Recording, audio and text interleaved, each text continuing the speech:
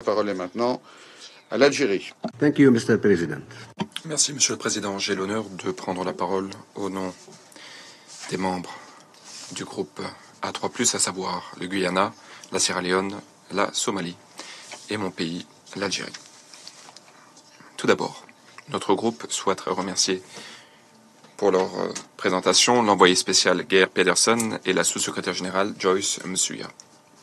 Monsieur le Président, aujourd'hui, plus que jamais, la population syrienne aspire à un véritable changement dans leur pays. Un changement leur permettant de concrétiser leurs aspirations légitimes, aspirations à la paix, à la stabilité, à la prospérité et au bien-être. Le groupe A3+, exhorte la communauté internationale à soutenir la transition en Syrie, à aider la population syrienne à mettre en œuvre un processus politique pacifique, durable, inclusif, dirigé par les Syriens, que les Syriens s'approprient pleinement, et ce conformément à la résolution 2254 du Conseil de sécurité. À cet égard, notre groupe souligne le rôle capital que les Nations unies peuvent jouer pour faciliter ce processus, un processus inclusif, un processus qui reflète les aspirations de la population syrienne. Nous encourageons vivement toutes les parties à travailler de façon constructive et de bonne foi. Nous nous félicitons des engagements récents entre les autorités intérimaires et l'envoyé spécial Pedersen, et nous réitérons notre soutien indéfectible en faveur des efforts déployés par l'envoyé spécial. Nous prenons note des annonces faites par les autorités intérimaires le 30 janvier dernier, et nous attendons que le gouvernement prenne les prochaines mesures dans le cadre de la période de transition, notamment l'élaboration d'une nouvelle constitution, ainsi qu'un gouvernement qui agit au nom de tous les Syriens. Nous soulignons le fait que la reconstruction de la Syrie doit être un effort collectif de la part de toute la population, indépendamment de leurs origines. Monsieur le Président, la population syrienne a beaucoup souffert au cours de ces 13 dernières années.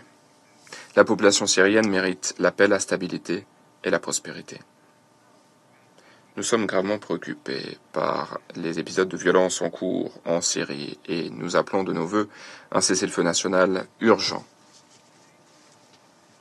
Notre groupe condamne fermement tous les actes de terrorisme et de violence qui continuent de coûter la vie des citoyens syriens. Nous exhortons toutes les parties prenantes à s'abstenir de toute action alimentant cette instabilité.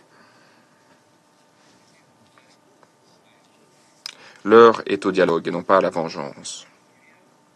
La Syrie ne doit pas plonger de nouveau dans un cycle de violence. L'instabilité, si elle se poursuit, n'alimentera que le terrorisme et elle ne fera que prolonger la souffrance pour la population syrienne. Notre groupe exhorte tous les acteurs à respecter l'unité de la Syrie, son indépendance, sa souveraineté et son intégrité territoriale. La Syrie ne peut être divisée. La Syrie ne doit pas être utilisée comme théâtre d'opération pour les rivalités géopolitiques.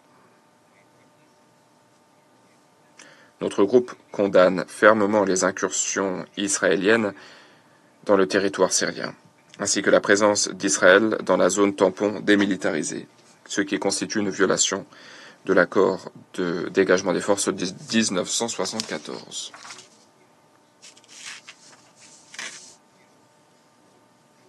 Il est essentiel de respecter pleinement et à la lettre les dispositions de cet accord. Nous soulignons le besoin d'éviter toute escalade supplémentaire dans la région. Monsieur le Président, outre l'instabilité politique en Syrie, il convient de mentionner la détérioration de la situation humanitaire, de la crise humanitaire.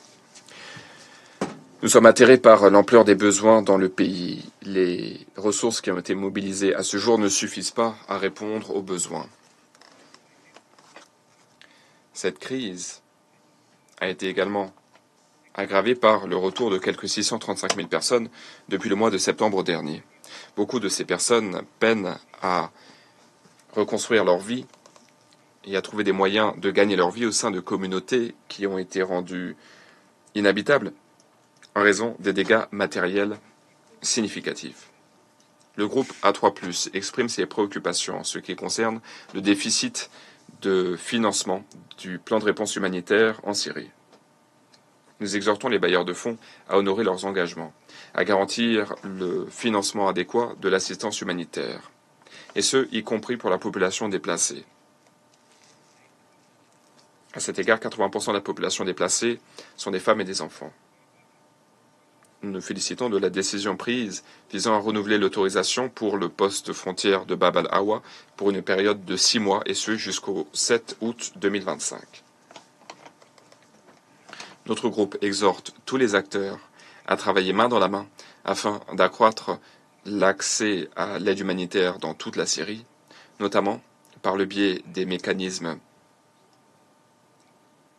transfrontières et translignes de front. Les Syriens déplacés continuent d'éprouver les plus grandes difficultés.